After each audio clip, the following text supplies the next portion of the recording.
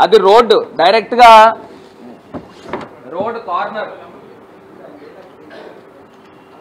ఇది road corner, ఇది కాలువ. రోజు మున్సిపల్ కమిషనర్ అతను బంగ్లా నుంచి మున్సిపల్ ఆఫీస్కి వెళ్ళే రోడ్ అండి ఇది. ఈయన మున్సిపల్ కమిషనర్ గారు చెప్తా ఉన్నాడు కదా, రాజమండ్రిలో అనాథరైజ్డ్ కన్స్ట్రక్షన్స్, ఇల్లీగల్ కన్స్ట్రక్షన్స్ని మొత్తం అన్నీ కూడా కొన్ని చోట్ల డ్రిల్ చేస్తూ ఉన్నారు. ఈయనకి ఇది కనబట్టలేదండి మున్సిపల్ కమిషనర్కి. ఇది కాలువ, ఒక్క అడుగు కూడా గ్యాప్ లేకుండా రోడ్డు మీద తీసుకుని వచ్చి ఈ రకమైన కన్స్ట్రక్షన్ కడితే, ఇదే దాంట్లో గౌతమి సూపర్ బజార్ దాంట్లో ఈవీఎం ఎమ్మెల్యే నా మీద చేసిన ఆరోపణ ఏంటంటే, ఈ బిల్డింగ్కి సంబంధించి అప్పుడు ఖాళీ స్థలం ఉండదు, ఆ ఖాళీ స్థలము నేను ఇప్పించానని నా పైన అభియోగం చేసి దానికి లంచం కింద నాకు 5 కోట్ల రూపాయలు డబ్బు ఇచ్చాడని ఈవీఎం ఎమ్మెల్యే చెప్పాడు.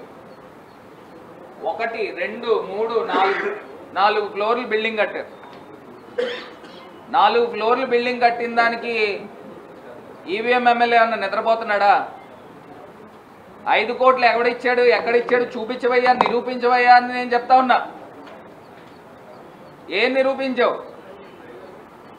అసలు ఎక్కడ చూపించావు? మున్సిపల్ కమిషనర్ని డిమాండ్ చేస్తా ఉన్నా, ఇమీడియట్గా నోటీసులు ఇచ్చి ఎక్కడో కొంతమంది చిన్న చిన్న బిల్డింగ్లు కొట్టడం కాదు, దీన్ని ఇమీడియట్గా నామ్స్ ప్రకారంగా లేకపోతే ఇమీడియట్గా డిస్మాంటిల్ చేయండి. ఆ డబ్బులు ఈవీఎం ఎమ్మెల్యేకి కూడా మళ్ళీ ఛాలెంజ్ చేస్తున్నా. 5 కోట్ల రూపాయలు ఈ బిల్డింగ్ నిమిత్తము నాకు ఇచ్చారని అన్నావు కదా, నిరూపించు. ఎవరు ఇచ్చారు, ఎక్కడ ఇచ్చారు, ఎప్పుడు ఇచ్చారు అనేది. ఈ అభియోగాలు చేసి ఎలక్షన్ టైంలో పాంప్లెట్లు జల్లు మొత్తం ఊరంతా 5 కోట్లు అవినీతి, 5 కోట్ల రూపాయల అవినీతి అని చెప్పి మొత్తం ఊరంతా పాంప్లెట్లు జల్లి అన్యాయంగా అక్రమంగా గెలిచావు. 25% కమిషన్లు అన్నావు, ఊరంతా జల్లు. రాజమండ్రిలో ఎక్కడా జరగని డెవలప్మెంట్ జరిగిందండి, అది వాస్తవము. ఆంధ్రప్రదేశ్లో అతి కొద్ది నియోజకవర్గాల్లో జరిగినంత డెవలప్మెంట్ రాజమండ్రిలో జరిగింది.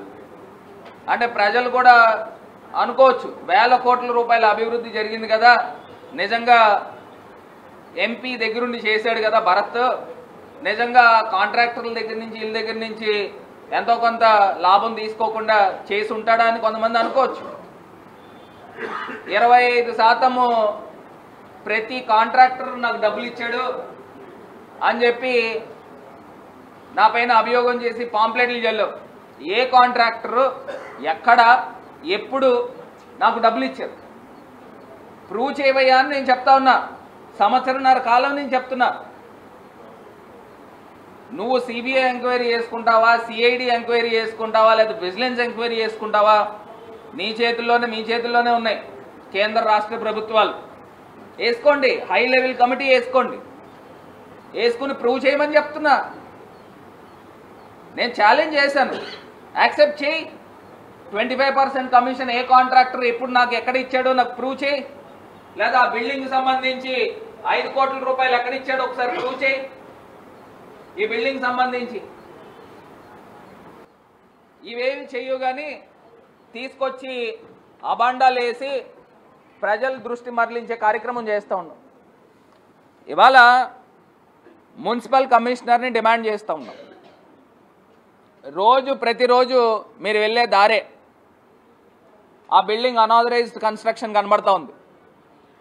కోర్టు ఏదో ఆర్డర్ ఇచ్చిందని చెప్తా ఉన్నారు. అది గౌతమి సూపర్ బజార్ కోఆపరేటివ్కి సంబంధించి ఆర్డర్ ఇచ్చింది, అంతేగాని ఇష్టం వచ్చినట్టు ఇల్లీగల్ కన్స్ట్రక్షన్ చేసుకోండి అని చెప్పి ఎక్కడ కోర్టులు స్టేలు ఇవ్వవు. కోర్టులు స్టే ఇచ్చినాయి అని అంటే అది కోఆపరేటివ్ సొసైటీకి సంబంధించి ఏదో ఇస్తే ఇచ్చి ఉంటారు, దాన్ని ఫైల్ తెప్పించుకోండి.